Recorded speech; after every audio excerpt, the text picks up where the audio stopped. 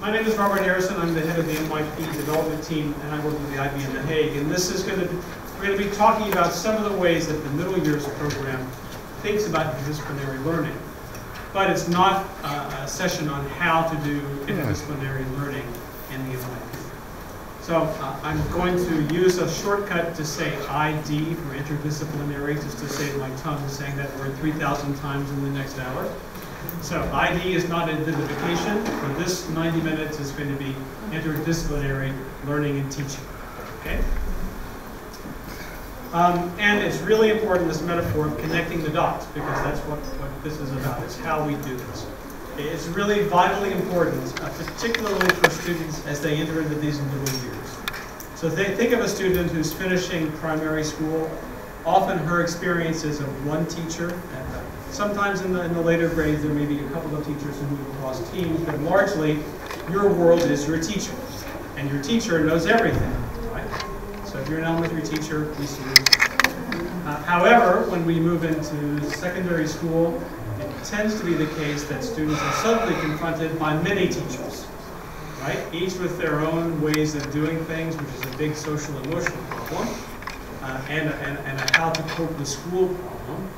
But it's also a cognitive problem, because just about the time that younger adolescents begin to try to make sense of the world, we explode their world for them and chop it up into 45 to 90-minute segments and move them around a carousel as if the world can be done on a circle, rather than trying to make sense of it as a whole. So it's really vitally important, not just because it's the middle years program, but the best research we have about the way younger adolescents think and work is that we have to find ways to help them keep it together, literally and physically. So cognitively and social emotionally. Many schools work in teams, even very large US public schools break middle schools into teams of about 100 to 125 students, because there's good sociological research that says that's about as many people as we have the capacity to know. And so those teams form really important identities.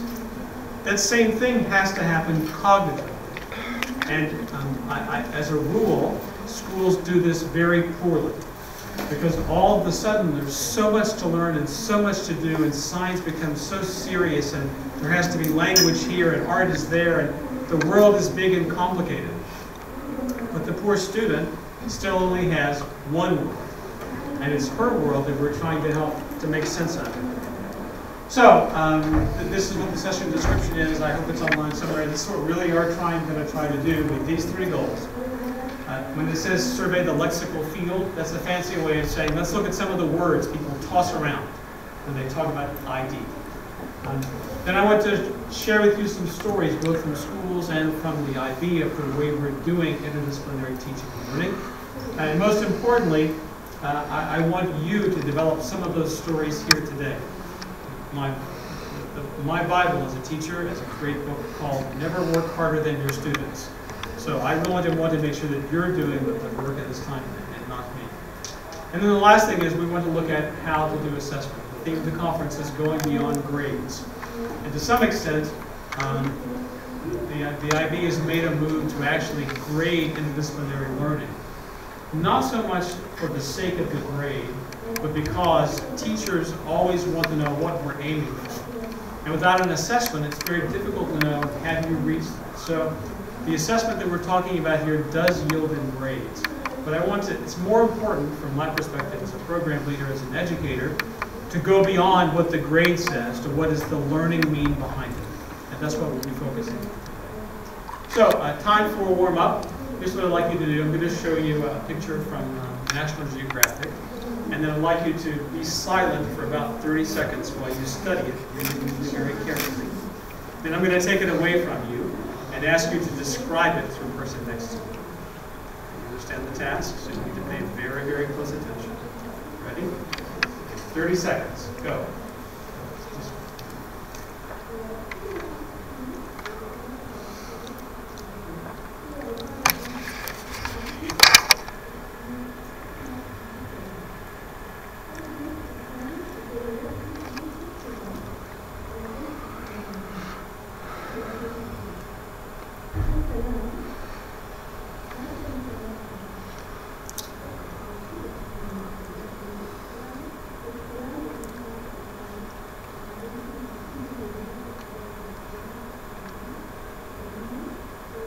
Okay, we're going to take 2 rounds. So you need a partner, and the first person has the easy job, the second person has the hard job. So the first person is just going to describe, what did you see? Right? So you wouldn't say, I saw a lady at a conference. You would say, I saw a lady dressed in a black pantsuit, wearing nice shoes and a lovely red, black, and white blouse. Right? So I'm going to say exactly what I saw, not what it means. So the first person says, what did I see? Right? Then the second person is going to answer the question, what's going on there? Okay? So 2 different questions. First, what did I see? Factual things. The second person says, interprets what's going on. Can I answer any questions about the task? Everybody has a partner. Would you hold your partner's hand, or at least look meaningfully at your partner if you don't touch him? That's okay. Yes. Yes. If you have 3, you can turn around and find a partner. That's perfect. Ready? Okay. Ready partnerships? Let's go.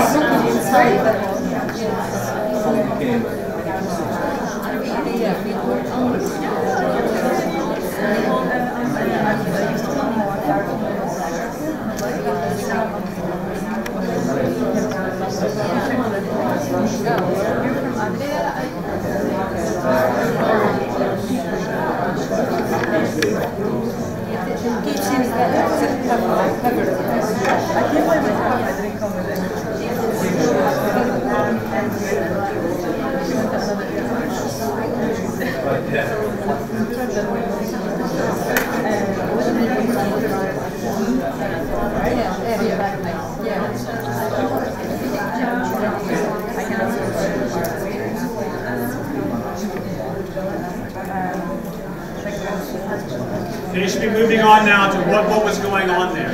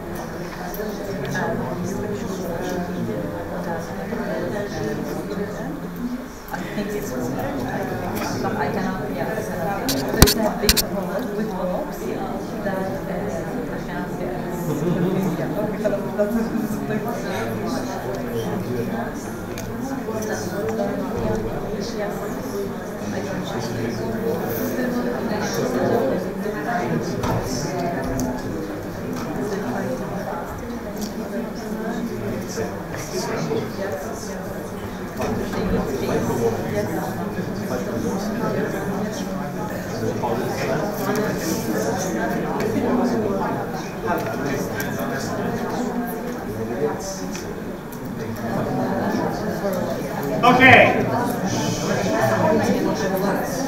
I just have permission to point to Hala, who's just come inside, and she hasn't seen the picture. I want you to describe it to her so well that she will be able to know what you're talking about, yes? So who can tell Hala something you saw in the picture? Is anybody willing to talk? Yes? Nice and loud. A group of people wearing different colors around a hole. Okay, can somebody add to that? Yes? Yeah, there were pots with the people. Yes, people had pots, yes. There were ropes dangling down that you saw, yes. Women and children. There were women and children there, yes. Yes. Like a big hole in the ground, like a well. It was a big hole. Ooh, I don't know if it was like a well, but it was a big hole. Yes. What else did you see? How many people did you see? Oh, a lot is not a number. Maybe above 30, maybe. Maybe above 30. 1,000? 50, maybe 100. Maybe 100, yes. Okay. I think 50. A lot more than 100. So there's some debate about how many people were on the picture. This is a meaning question. So let's move in now. What did you see there? They saw people surrounding a hole in the earth. Yes. I know, surrounding the environment, surrounding the people themselves. Yes. A dry environment. You saw dry things, yes? Shapes like a triangle. Yes, there were many interesting geometry shapes in that picture, yes. Now, what was going on there? Who has an hypothesis about what was happening there? I did hear the word well and community. So maybe they're putting out water. Maybe they're taking out water, yes. There's a water shortage. Could be, that's maybe a shortage. Maybe somebody fell in there? Maybe somebody fell into the well and they're trying to receive the home, yes? When you see the empty pots, Yeah. there's water in there, and I see You see that they're poor, yes? and the culture maybe is like India, Which nation could be, yes? Maybe they discovered something underground as they're trying to. Yes, maybe it's not water they're mining. Maybe it's gold, yes? That's why there are so Some many people people. were more involved than others. Yes, some people seem to be very actively involved, others seem to be there just for the chat, I think, yes. My colleague here said that maybe it is. It could be that it's a very orderly process of how an organization, a community has organized. So do you have a picture in your mind? I love what it is a little bit. We'll show you now. This is the picture. Did it picture in your mind at all like that? No, not at all. Yeah. It's more organized shapes in my mind. In your mind is In where my it mind is. it's Yes. more structured. It's kind of like a clump, isn't it? Yeah, it's kind of. It's a fascinating picture. I've yet to discern exactly what the shapes are in the background, but they're very interesting to see what's going on there. It's interesting that you decided the community was poor, and I presume by that you mean did not have a lot of economic resources or indoor plumbing, right? But that may not be the same thing as poor, so we should think about a lot of definitions. Yes? Now, I want you to look at the picture in a different way, but to do this, you'll have to assume a role, okay? So put yourself back into your teacher phase. Maybe you're at the International Academy in Oman, and you teach one of these subjects, right? You choose one of these subjects. Now, if you do teach one of those subjects, you may cheat and pretend to be that person, but I would challenge you to choose a person that you're not. Okay? So choose a teacher that you're not. It could be something you're interested in or always secretly wished you had learned to teach. Or in your next career, what you will be a teacher of. Does everybody have one in mind? And just check at your table and make sure you didn't all pick the same one, would you? Just check and see. Share with your teacher. Do you have some different ones? You may have to negotiate. You need at least 2 per table. Just different ones for each person.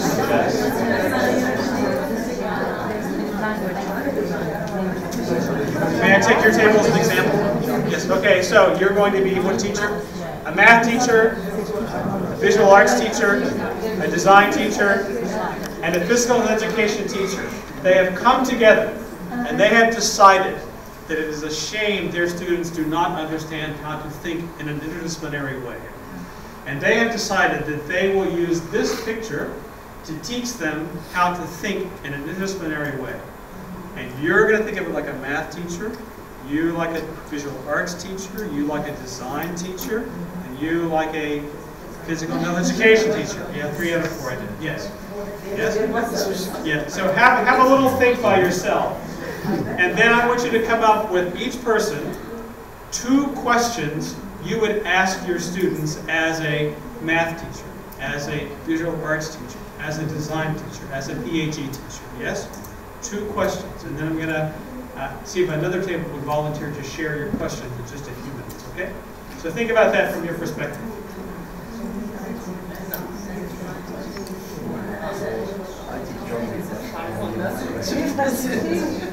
I'm a geography teacher. I might say, where is this in the world? Right? Or describe the environment, the physical environment of these people.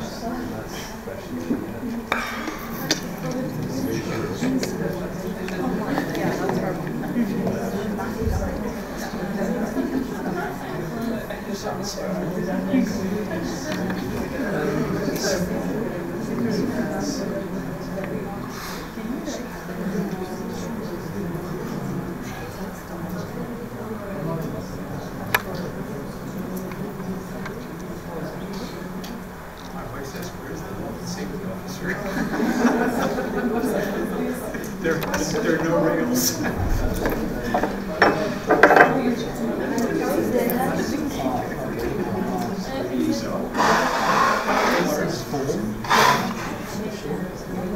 Yeah, exactly.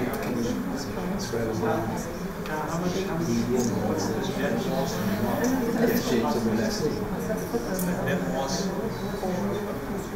Physiology. How far do you think this should went? What should it be? How much weight is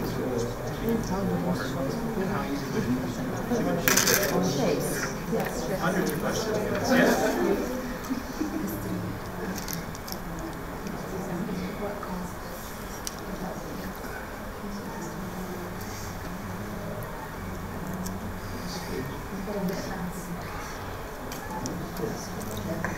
Do you need more time for questions, or do you have some already? You need a little more time? 2 questions.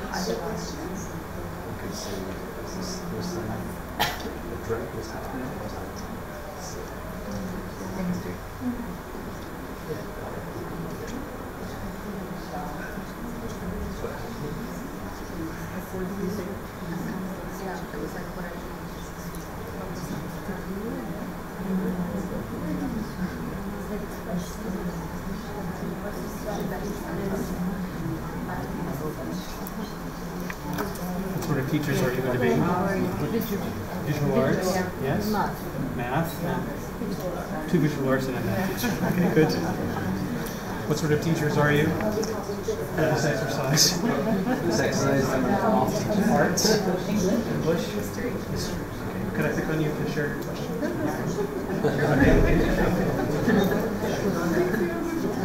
It really is okay to say no. That's not really.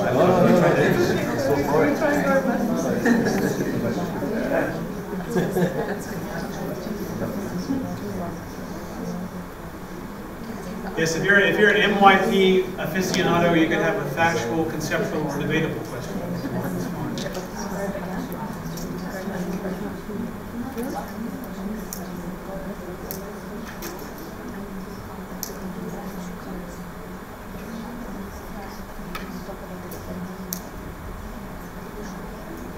I hope that a math teacher is asking, what is the circumference of that hole?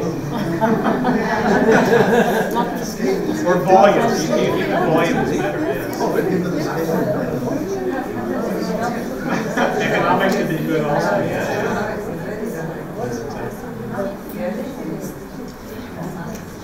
One more minute? Yes, okay? What are the techniques?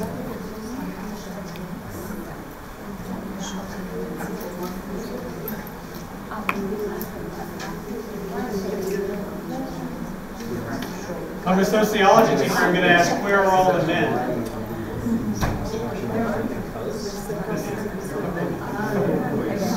That's a good one.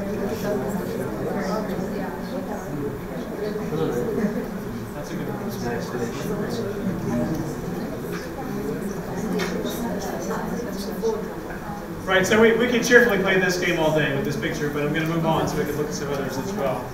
And this table has been volunteered to share their questions. This is the humanities table. So we have history, arts, and English. Yes. So they're going to share their questions with you. What would you ask your students about this picture? Who's the history teacher? History. Yes? For history, we were able to put one question. Okay. We said, what are the factors that led to the event? Yes, so cause and effect. How did these people get here? Yes. Yeah, that's a very good question. For English, I would ask them to write a short story about whatever they see in front of them, Okay. and then discuss it with So what's the story colleagues. behind this, Yes. these people? Yes. Yes? As a non-art teacher, I could ask describe all the possible shapes you see. Ah, yes, okay, good. Or talk about the theme. Yeah. Anybody else want to share questions you have? Yes? I chose history. How is personal expression demonstrated in a culture?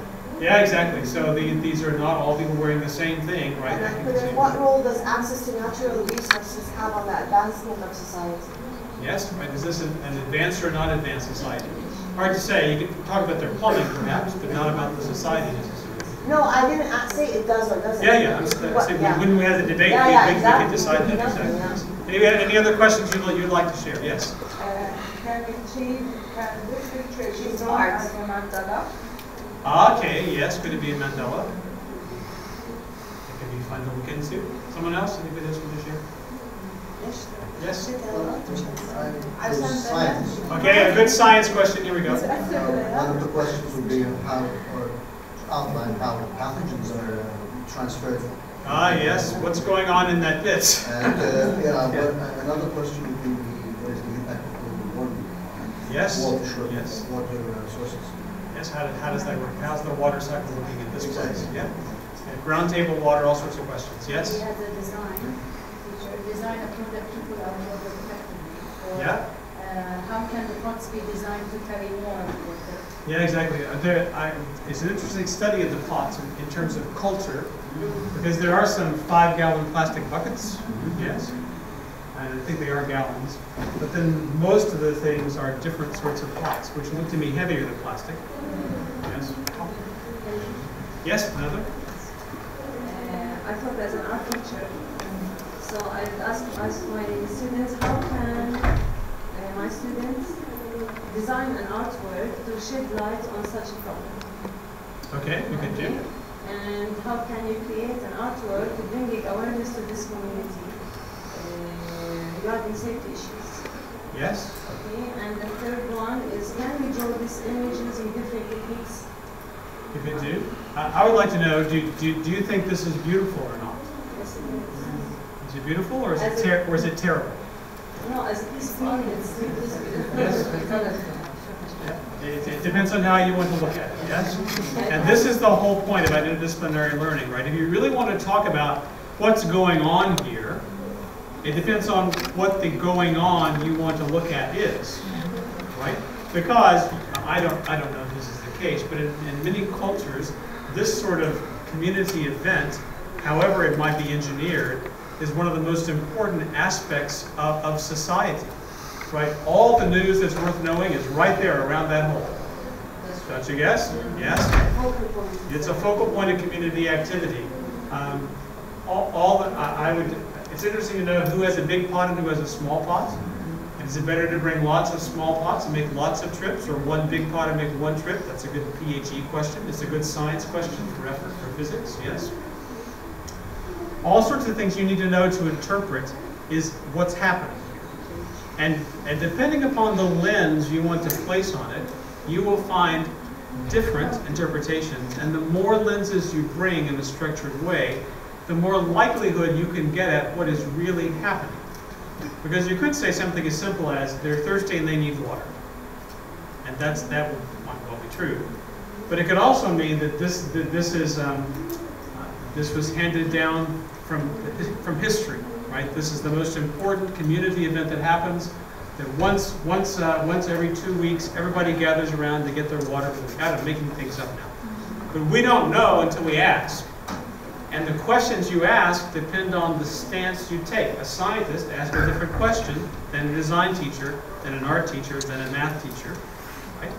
What we want to engender in our students is the ability to do that sort of code switching, to address those perspectives and to see the truth that comes from each of the perspectives, and to train themselves to be able to ask the questions, to think like a math teacher. Right? To think like a science teacher, to understand the world from a visual artist's perspective. And by combining those things, it's a little bit like a rainbow, yes?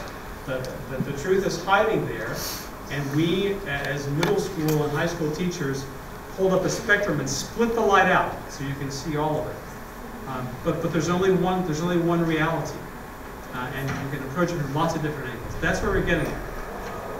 You can see it kind of simply in a picture like this, but if you think about the cognitive development of early adolescence, it's a process for learning and thinking just like any other learning and thinking skill. If you're going to teach a student how to make an argument, you start by talking about propositions and logic and conclusions and counter-arguments and counterfactual arguments and all the sorts of things you do to make good arguments.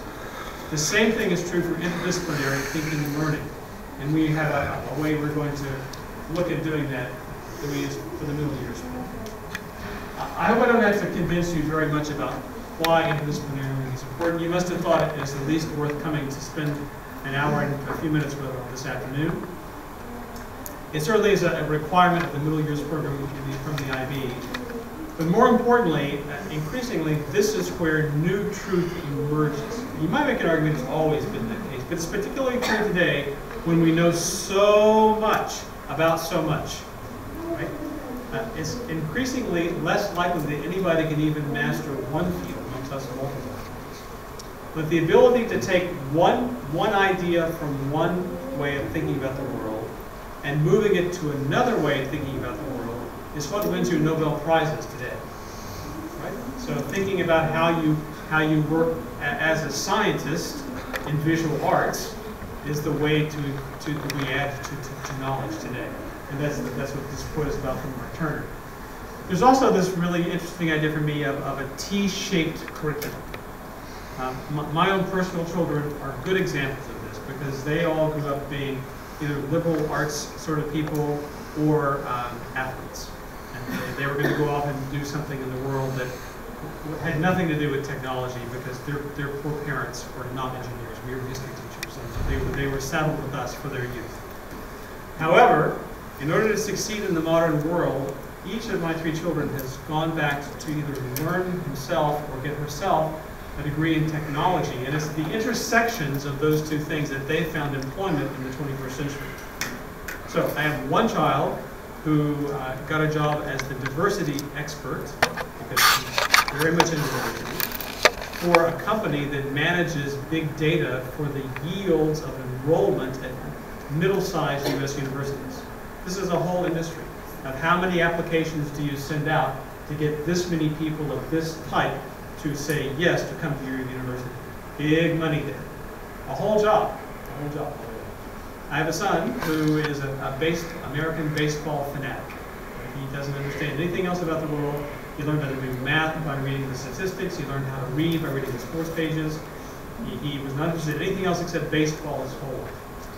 What he does now is he works for a minor league baseball team at a very high level of organizing and meta-coding the playbook of every player for every play that happens at that game, which must be done within 2 hours of the game finishing, so it can be uploaded to the main server, analyzed with artificial intelligence, and put out to say who should play the next afternoon. Right? A third child who, I only had 3, so this is the last story. A third child who is obsessed about doing something practical. So he just didn't want to be stuck behind the desk his whole life. It sounded like it ended up being like his fault. So he wanted to do something that was out in the world. So he's going to become a surveyor. That's fine. Surveying is good. The world's not going to go anyplace. What he found out was, though, that surveyors are now not much more than technicians unless they can understand how to connect their real world information with data from satellites. So he's now a geoinformatics major, and he's learning how to code enormous databases to manage the water flow in delta regions and developing countries.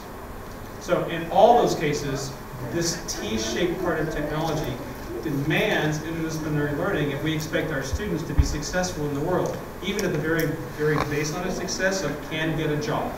And as a dad, I'm very happy that that's a definition of success. So here's an example of Postup. Anybody ever had this kid in your class? Do you know him? Yes, you do know him, yes. One of his brothers or cousins. Why do you think he looks like that in first period? Why? How would you explain it? So there was some hypothesis. He did get enough sleep. He was up too much playing video games last night. That's possible. That's it. That's it. That's the only reason? Maybe he doesn't like to do anymore. What's going on inside his head? Literally, inside his head. What's going on?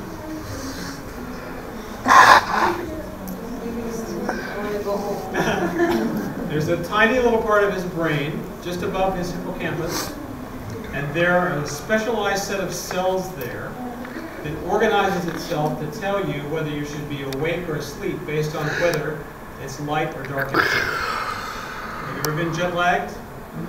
That's when those cells are unhappy because they know what it's supposed to be, and all the cues they're getting from the real world are telling them the wrong thing. And that's the swimming through jello feeling you have when you get off the plane and you're 6 time zones where you're supposed to be. Yes? Those cells take years to figure out what to do. They're very slow learners. And they also then, what they learn is sticky. The thing is that those cells, I think there are about 350,000 of them. They can't get themselves organized because some of them think it's light and some of them think it's dark. And so they kind of take a vote, and most of them, where the most of them are, agree that that's when you should go to sleep. One of the things that happens in early adolescence is those cells are getting washed by hormones and they lose their minds. Literally, they lose their minds. And one of the things that happens is, while the hormones are washing over them, that distribution, right, of whether I should be awake or whether I should be asleep, literally shifts, right? Because most, not all, but most teenagers really do prefer to stay up late at night. If you could, did you hear the young lady who was on the video that she liked to talk to her teacher at 12:10? Sad to say, those of us who are older, our cells have gotten really very good about going to day and night, right? And after the sun goes down, we would all like to go to sleep. Thank you very much. That's when our students are ready to go. Yes? They feel like this when we say it's time to get up and go. And it's not their fault. Right? You can blame those 350,000 cells if you want to, but that's the result. In the U.S., this is, of course, is a matter of huge debate in the school systems about what time do you start school, because usually early to late adolescents start school the earliest, usually so that they can have extracurricular activities at the end of the day. And so this student, who really should be allowed to sleep until 9:30 or 10, and then start his day, has to be on the bus at 6:10. Now, is that a problem for the school board? Is it a problem of economics? Because to start early means buying more buses. In the U.S., you ship putting in buses back and forth, right? So it costs another. My school district where I worked did a study about moving the school time 30 minutes later for high schools. The cost was $3.4 million to move the school day 20 minutes later. Right? So that's an economic, that's a political problem, because who's going to vote for taxes so he can get 20 minutes or more sleep? Yes, that's a question. Is it a biology problem? It certainly is. Is it a pedagogical problem? Yes, it is, right? Is it a motivational problem? Is it a psychological problem, right? It's all these problems. And only by thinking about it in an interdisciplinary way will we be able to get the poor kid the education he deserves, because it's not his fault, it's complicated problems. Yeah, so if you're going to start way back when a kid is 11 years old and try to teach him how to think in an interdisciplinary way, how do you go about doing it? So here's the answer that the middle years program has come up with based on the best research that we could do in terms of what works in terms of the literature and putting it into practice in the schools. The first problem, of course, is that we have all sorts of terms we toss around. We've got inter, multi, anti sometimes, and the IB talks about it in these terms, and this is a very, very simple diagram. What we're going to focus on is interdisciplinary, which is this overlapping section. So if you're a PYP teacher, transdisciplinary sounds more familiar to you perhaps, and it's looking at the world holistically. And that's the goal we're aiming for, because that's the way the world is. It's just one world. But there is a point in pulling the world apart, because you can look at it from different perspectives as well. The way that we're thinking about interdisciplinary understanding is really very simple. That the word inter means the part that's between or shared by the disciplines. So in terms of educational perspectives, you can't do interdisciplinary learning until you also are doing disciplinary, which is good news if you're a discipline teacher in a middle or high school. But it means that you have extra responsibilities to understand how you're working with somebody else. This is a complicated interdisciplinary problem because it has to do with school schedules and teacher contracts and expectations, and sometimes who I like and don't like to work with. Yes? We have good research now coming about the middle years program that asks, where does this work in schools? If a school is doing a good job with ID, what are the conditions that make that possible? One thing is plenty of time for teachers to work together, The second thing is a school leader, head teacher, administrator, somebody who says this is important and you have to do it. And without each of those conditions, it just doesn't happen. We have one of my favorite interviews is with a teacher. We did 47 case studies. And more than once a teacher said, well, I would do this, but I don't like her. Not you, I do like her. Yes. So there are all sorts of things you can do, but unless those conditions are in place, it's a problem. We say that there are 3 things that make ID learning effective.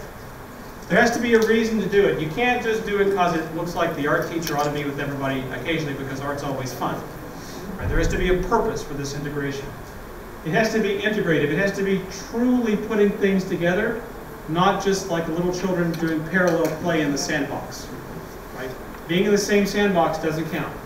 It's only if you build something with the same sand that it counts. It has to be integrated. And it has to be grounded in the disciplines.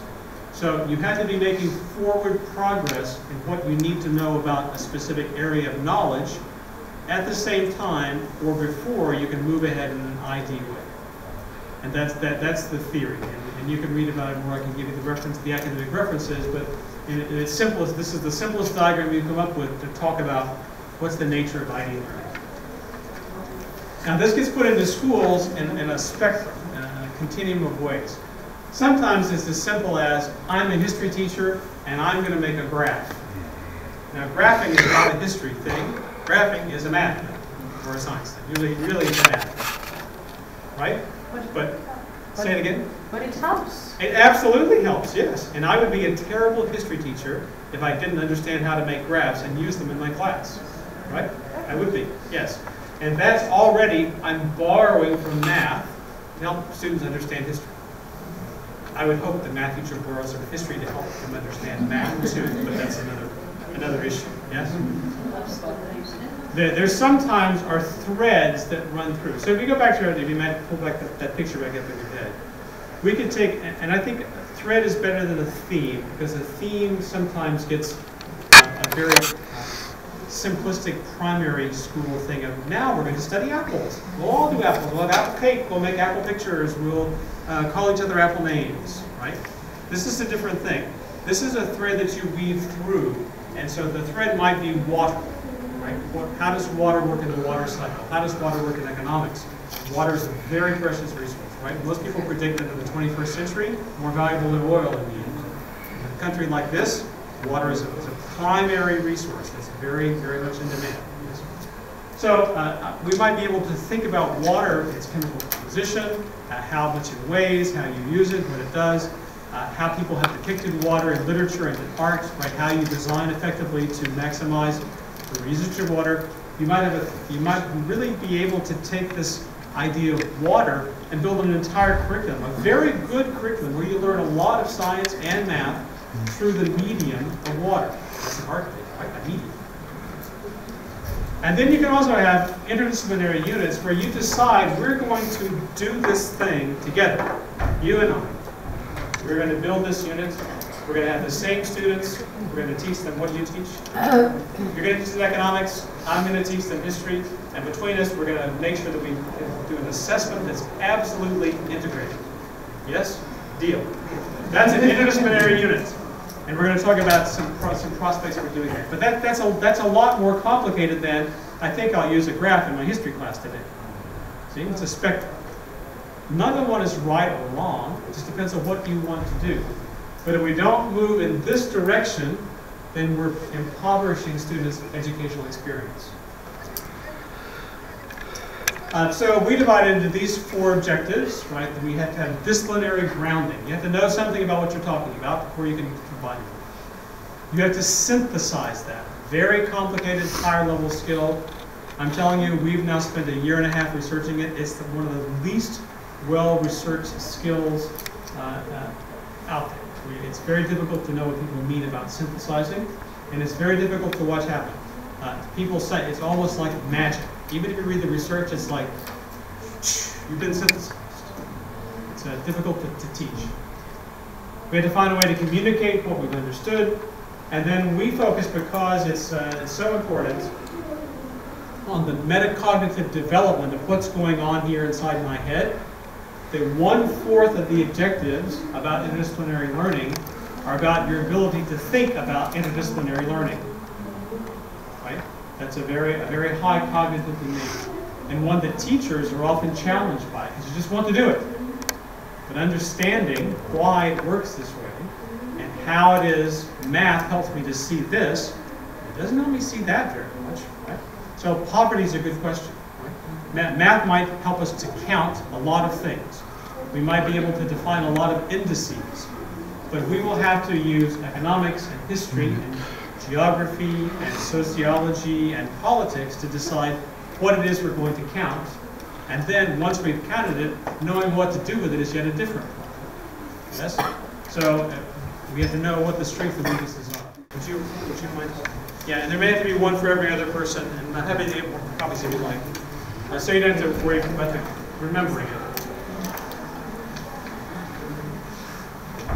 And in the second column, then those are some examples of what that looks like in a classroom. So the left column is theory, and the right column is stuff that you do. Now, I have an hypothesis that because you're here and because you're so focused on your own professional development, and that you're mostly very, very skilled and knowledgeable teachers, and that many of these things happen in your classrooms a lot already. Right? We all find that that's true when we're talking about teaching professional development. But if you're doing it, it's important to know what you're doing, and it's really important to help students understand what you're doing and why. So those are very important things. And this provides a common language of talking about what's going on when you do interdisciplinary learning. That's the forms of integration. And then we have lots of ways of getting into it. So we've decided we're going to talk about something. We're going to make a unit. Yes? So the world is our oyster. Where are we going to start? You have a curriculum, probably. I have a curriculum. But let's say that we each have 2 weeks to kill. Not ever going to happen. But imagine we have 2 weeks to kill. What shall we do? Where shall we start? There are lots of good places to start. Some are big ideas. So we have 3 places to start in the middle years program, and you can develop your own. You don't have to use these ones. But big ideas is one place to start. There's a big idea we want to explore together. Let's choose it. Right? And we'll look at it together. We use something called global contexts, and I'll show you how that works in just a moment. And then also there's content. You've got to teach X, I've got to teach Y. Is there any place that X and Y overlaps we could teach that together? That's how you might make the choice. Can I just ask a question about Yes, that? of course. So when you say like a key concept, sometimes they're so abstract that, I mean... Here they are. Let's look at them for real. So here they are. So let's say I did change, Yes. And she's doing change, but really change can be anything. It could be I'm doing temperature and she's doing, societal change. Right. And so we teach it and then we say, oh, we're both doing change. Yes, then I would say that's like parallel play. That's not integration. That's cooperation. What does it mean? So let's do change. Do you mind keeping play with me? So we're going to do change. I'm going to do change as a history person, right? And I know that I have to teach the history of the Industrial Revolution. Yes? And you're going to have to teach how things, what the... You could do something very technical economic, or you can talk about market changes based on industrialization. Yes. So you can do that sort of thing, right? Now we're already moving to something much deeper than, oh, we've all done change, yay! Yes? Because my changes will affect her changes. And you begin to ask questions, is the process of change the same in history as it is in economics? Is economics dependent on history? It has to be related more than just the You need more than just the word. To slap a label on it is not going to be helpful. But if we start talking about, well, what actually changed, and what changed economically in the Industrial Revolution? What were the historical dynamics that led to it and the consequences of it? Did history drive economics, or did economics drive history? Now we're talking about fun stuff to do. You're actually talking about change in economics and change in history. Yes. But and then how we this might... change and that change are related. Not the concept of change. But no, wait. No, stop. We're going to talk about that first, but then we're going to ask the question, are there similar dynamics and structures in change that are true in economics and in history? right? Then we are talking about this concept. And we say, but I wonder, is that true in science? True? Is it change like that in science? Because what I notice in history is, right, there's a very famous saying about, do you know the answer to the question of how do you go bankrupt? You know how you go bankrupt? Slowly and then fast. Yes? I want to get sick without insurance. Yeah, exactly. Yeah, slowly and then fast. So how does change happen in an economy? Well, is it slow and then fast? Is it always fast and then history catches up? Or there's the idea of tipping points, right? Are there tipping points in sciences too? Yes, I think they're called catalytic reactions, right? So there are all sorts of things you can do that get at the dynamics of change, which is really quite sophisticated thinking. And that's what you're after with interdisciplinary understanding. These are the 16 big ideas in the middle years program. Choose your own, make up some more, it's great. But big ideas can be a way to look at it. And then we have these sort of privileged concepts that we say, if you're going to talk about stuff in school, then it has to matter for some reason. So this is the question that students say, why do I have to learn this, miss? Really? Why? You see, when I would like to go to sleep, convince me this is important.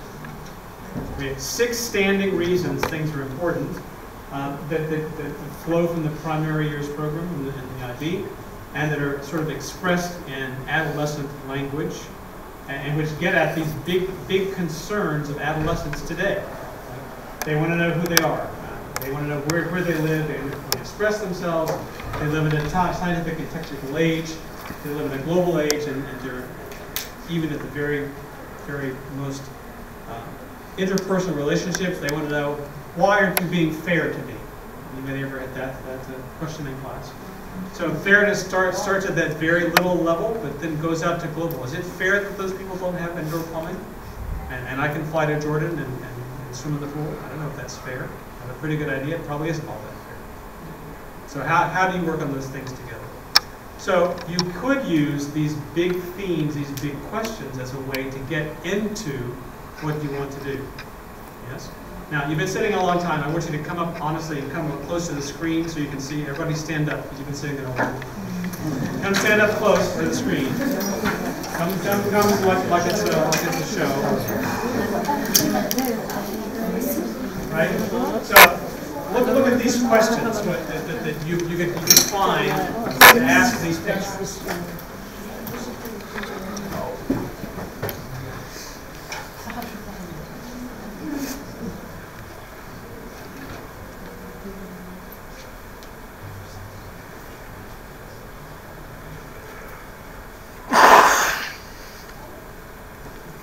Those questions flow directly from these big ideas, yes?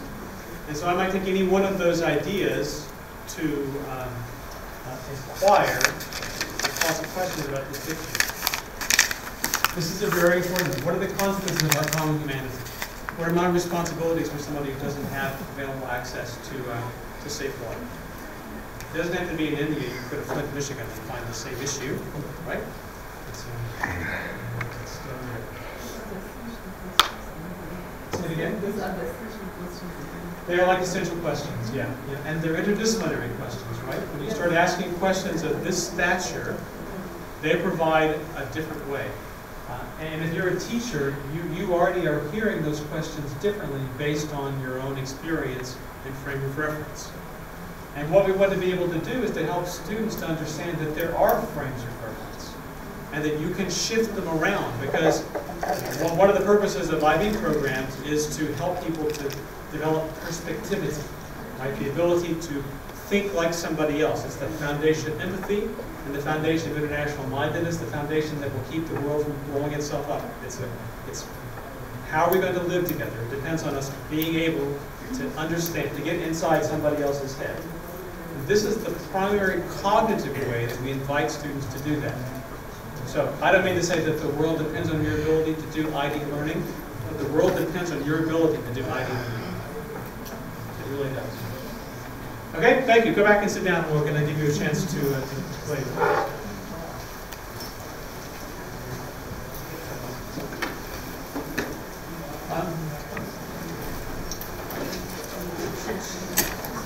I think let's play now from that. If you want, I can tell you at the end, people are interested about the MYP, because again, for a conference that says we're going to go beyond the grades, we've invented a way to try to get a grade on interdisciplinary learning through an on-screen examination. And there are good reasons to do that, but I think it's not so important as getting you a chance to do some more thinking. Do we have to do that on screen? No, they're optional. So yeah, they're year 5 only, and they're not required. And is the ESS going to stay optional? It will stay optional. Yeah, it will be. The good news is that if you're becoming an MYP school interested, most of the collateral, right, the things you need for teaching and learning, are available for everybody. So the lead up to it and all the materials you need to think and work in this way are available for everybody, whether you do the exam or not. Yes. And you can use the exams as the basis for how to learn and think in these yes. So let's do some thinking about arts and mathematics and culture and tattoos. We will not ask anybody to share his or her tattoo if you have one. but if you do have one, and you have students who are interested in them, this is sometimes a very hot topic. My daughter had to wait till she left my house to get her tattoos, but now she has many and is very happy with them. So it's a topic of quite a lot of interest.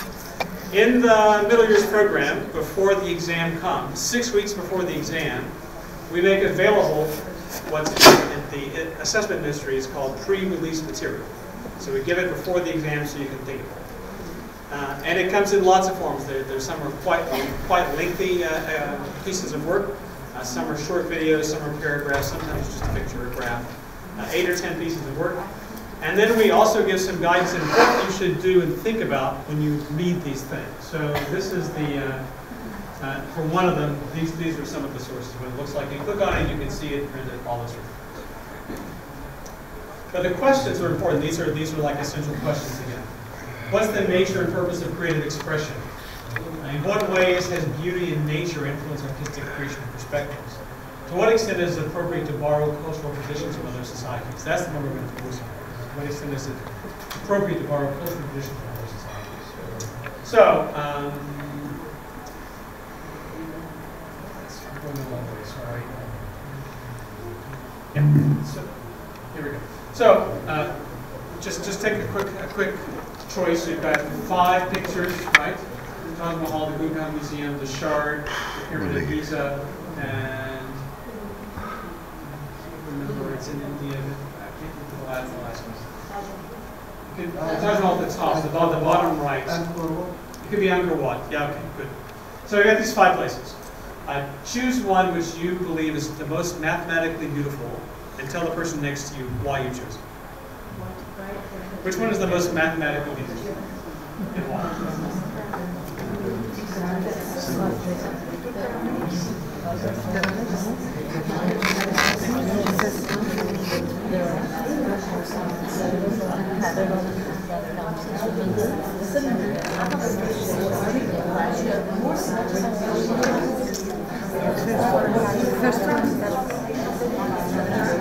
First one is engineering design.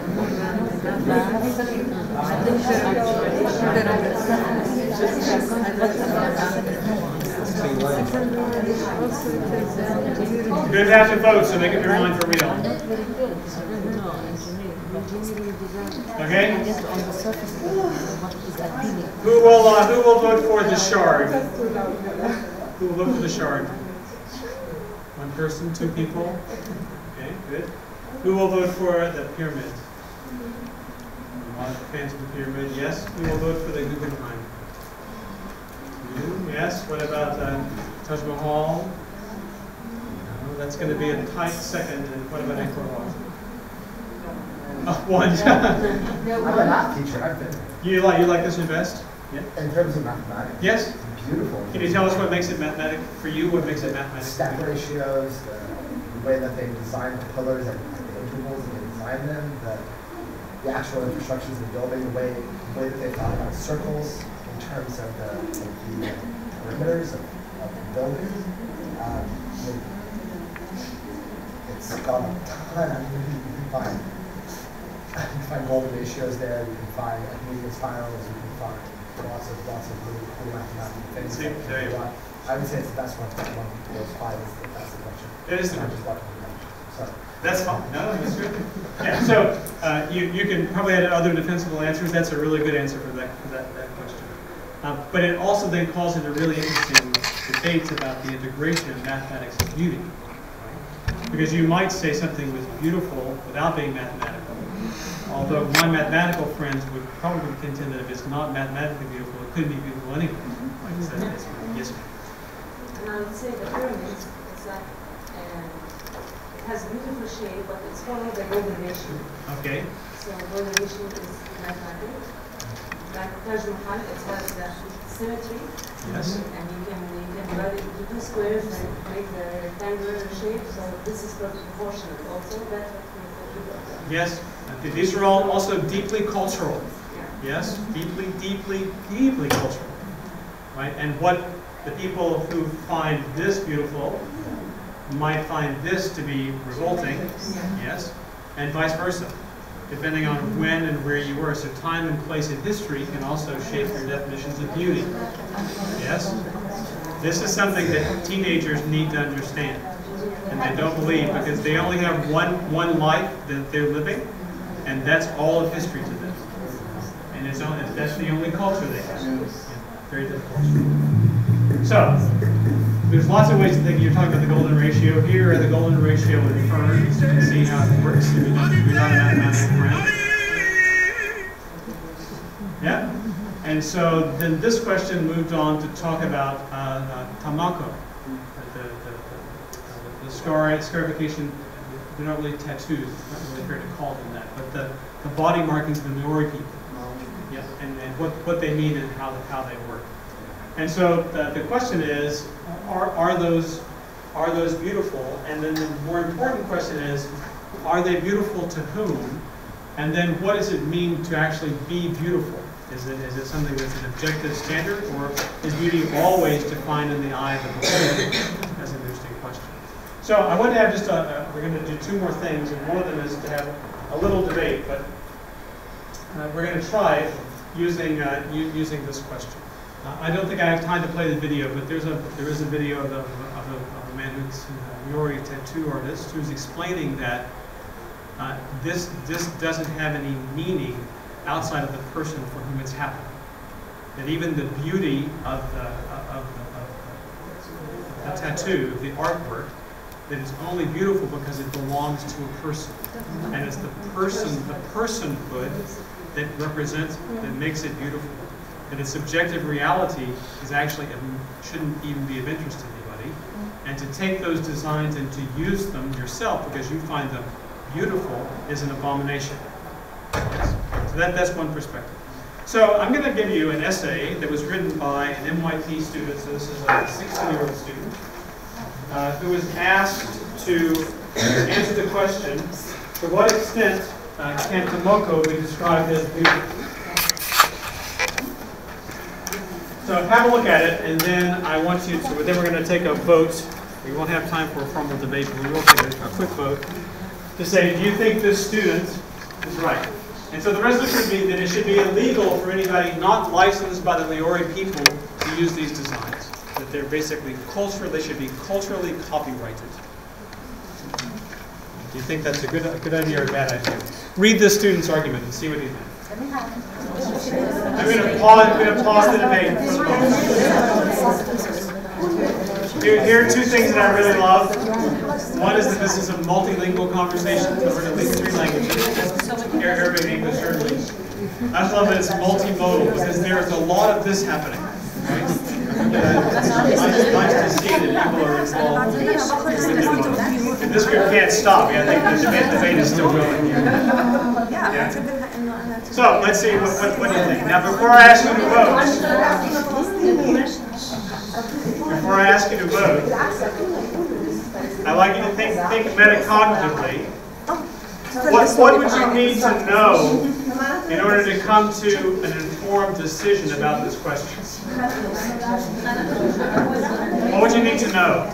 You need to know what? You need to know the history behind it. You need to know some history about where New Zealand is to start with, right? So you got to have some geography going on, yeah? And is the license, do they pay for the license? Well, that's a good question. So it's an economics and legal question, right? About the system of licensing and intellectual property. My goodness. Right? Maybe something about tattoos and the way they're, with the structure of the economy of tattoos, maybe how tattoos work, right? You didn't get to see the guy using that, but I'm telling you, he would be arrested in New York using the thing he was making to make these markings on people, right? Because it really is a piece of bone on a stick and he goes whack. Yep. The ink is probably not certified by the FDA either. The Yes? Bedouins have similar tattoos. Say it again? The Bedouins, they have similar tattoos. Yes, so it's, yes. What is the governing body that's deciding? So who's going to do this, right? So the is something about global politics and globalization, about how this works and how it's going to go on together, right? The whole idea of nationhood is an interesting thing. I don't know if we actually are a nation. Depends on what you mean by nation. There's a great history question that's going on there. Yeah. Even in terms of English, there's some primo middle school vocabulary words in that sentence, right? Understanding of what they do. All kinds of language acquisition issues, right? In terms of how you understand and think about, can we actually know what Tomoko means if we don't understand Maori, right? All kinds of things happening in there, but you need to know before you can come. But I'll bet that even if you don't know them, you have an opinion. So I'm interested to know, this is a super deal, did you say it should be illegal or it shouldn't be illegal? Should not be illegal. Yes? Should be legal to use them in any way you want them. Okay? Illegal to use them. Yes? Legal, illegal. Yeah, there's a minority opinion in this screen. Okay? Yes? Legal, illegal.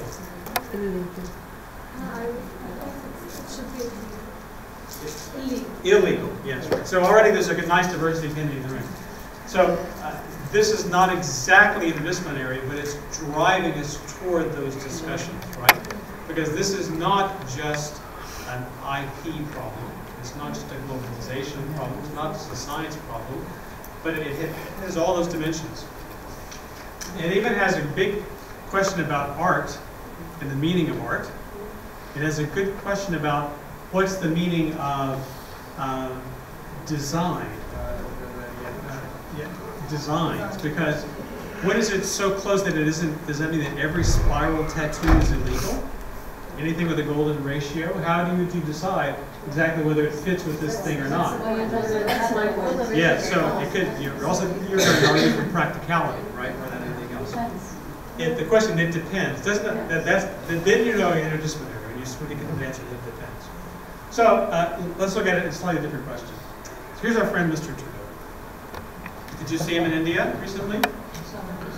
Yes. So this is what people said about him.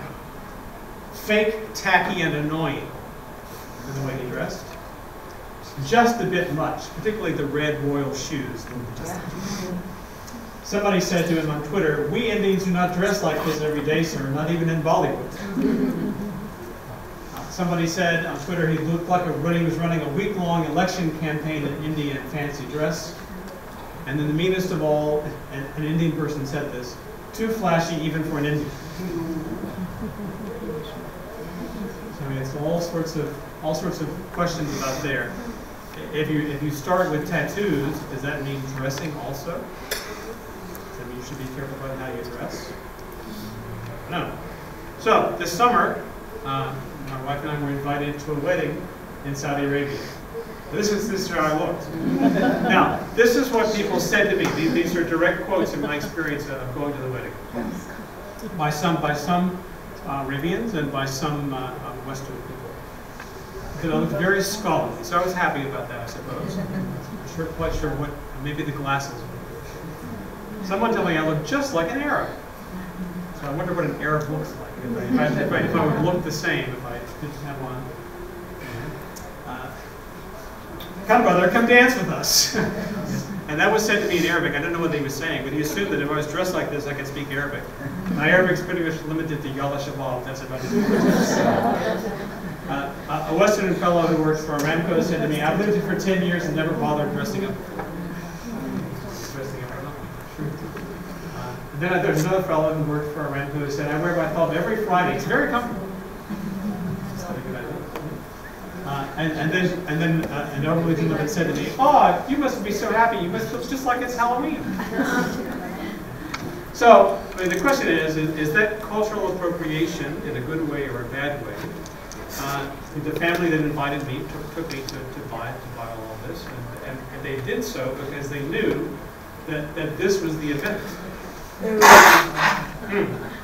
So context tells you a lot about why that may or may not have been a good idea, and actually might have been the friendliest and most hospitable perspective to take, even if it did lead to some comments. Right? So my point is that this gets to be both sort of in the news, and sometimes in the very practical matters of how you relate and get along with people.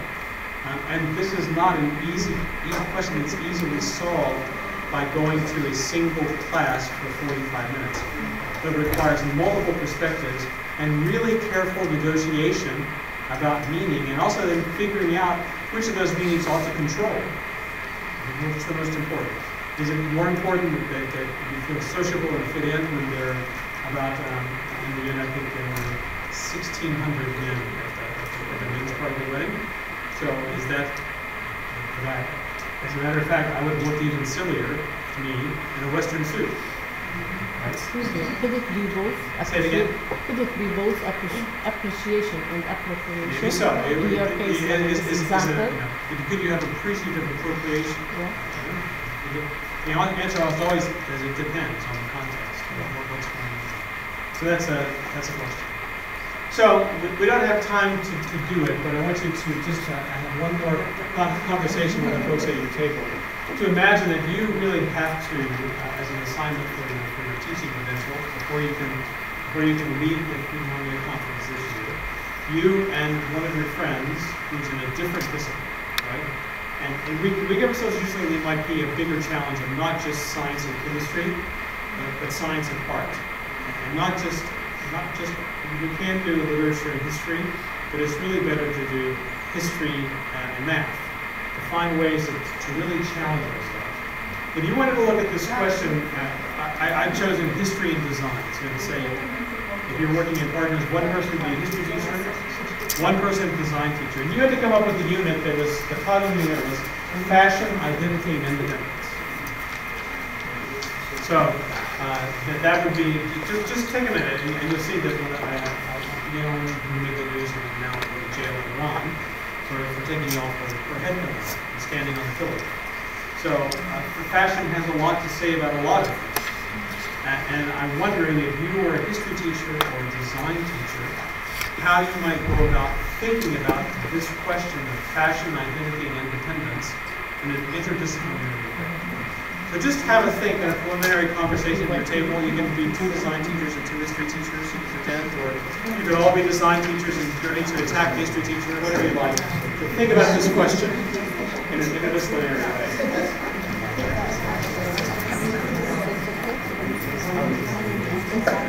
You don't have to fill it out. This is the plan that we used to organize.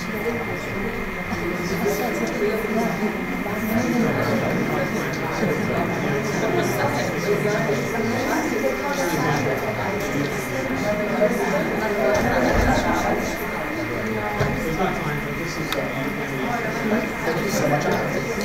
It's okay. See you. Just for fun, you can see the unit plan that we used for this unit.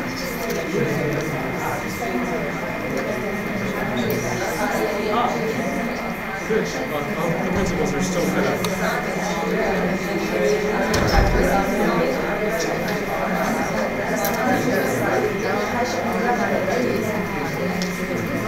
This is the plan we use to organize our thinking about it. So most of the things we've done today, you fill in the blanks here to get those.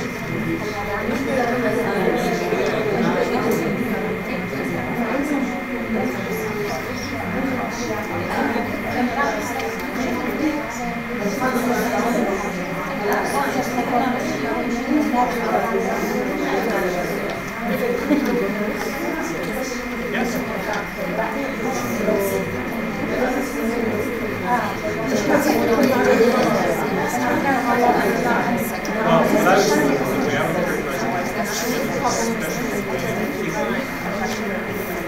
So STEM is sometimes just one course take.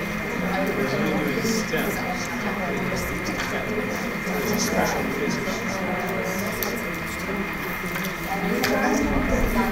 Same with teaching integrated arts. So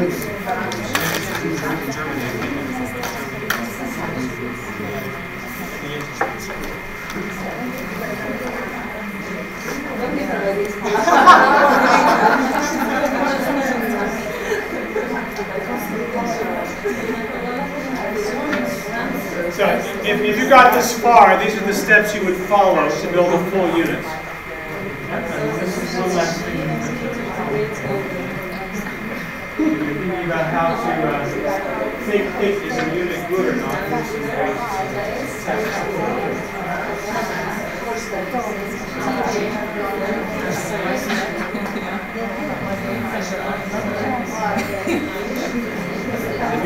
When you've done your wonderful unit orchestrated attendance, you would use these criteria to judge it. Yes? Yeah, good. And when your unit is done, you use this to evaluate it to see if it's in the DT, right? It's organized that way. It's so important. And the TOK is a version of this kind of thing that takes place. So the teachers run a mile when it comes to yeah, when it comes to supervising the studies in these directions. They just can't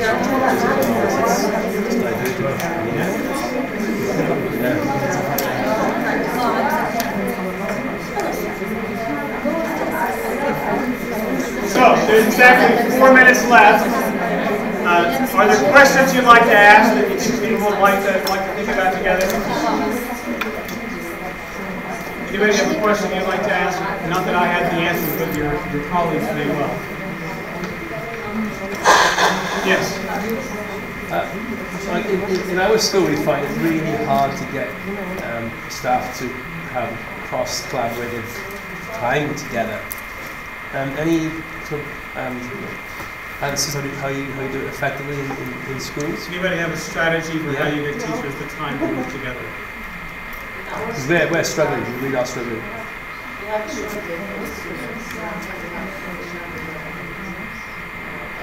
have like a short day, or 2 hours earlier. Right. Yeah, and so they basically carve out professional development time devoted to teachers' collaboration. Is the short answer. Okay. Yeah. Either in set days or is it 1 day a week? Do a short day? Yeah. So 1 day a week they have a couple of hours early, and that's considered to be teaching time. If the kids go home. Shocking. Yes. Shocking. Yes. Great. Sometimes it just happens with the coffee machine. Yes. But that's a good place to slide. Like the big hole, it's a good place to gather.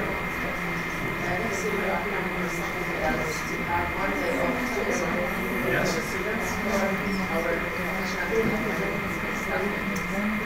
Yeah. So it's more difficult in senior schools, but in the lower secondary, it's often possible to arrange team structures so small teams of teachers can have off at the same time if the students are then going to be taken care of by some other part of the school. So that often works if you're doing a core team and a non-core team. So the students who are they're either all in math, science, history, and English, or they've gone off to phys ed. So the school timetable has to talk to the academic department, right? So they have to be on the same page. So the master schedule is the other possibility. Cool. Thank you. Yes. Question? I have a question. So one more question. When we're a candidate school right now, and the way we've done interdisciplinary, not with the MYP, just as we have done it, is that like if they're studying energy and science, they would create solar machines and the product design. Or if they, studying writing biographies, they would study like portrait drawing or something to go with their book that they're making about the person they're writing about. But we do that with all of the art is integrated, and all of the product design is integrated, and all the digital design is integrated. But the teachers are telling me, and I know that, the MYP interdisciplinary unit is much more complicated because ours is just working more on a project. But can we still do that with the MYP, even though if we frame it a little differently? Yeah. I think it's the framing and the assessing that's the issue, right? And so the framing part is, why are you doing that? right? How do you organize interdisciplinary learning that's rich and meaningful, and not just, oh, you want to draw things? I know how to draw things, right? So that's cross-disciplinary tooling, not integration, right? So that's the first thing. And the second thing is being intentional about how it's assessed. So you're using the objectives. One of them is thinking about what did adding a picture into my historical book actually do, right? Is there anything that's integrative about that? So it just depends. So you can start there. But is it possible to do that many? Because I know that MYP they require one semester. Yeah, one a year. And so that's one full-blown, absolutely integrated, fully assessed. And then all the other parts are great. I mean, integrated, connected. So we can still continue search that they have to do in their design be done in science class because they're actually studying that in science. Yeah, exactly. Yeah. But not that as an interdisciplinary. Yes, well, yeah, that's still interdisciplinary learning, but it might not go into the unit depending on what the assessment is. Yeah, and that's good. Don't cancel everything except for 1 unit a year. So I hope you've had a little inspiration and fun on a Saturday afternoon. Thank you for coming. Nice to talk with you. Please be in touch.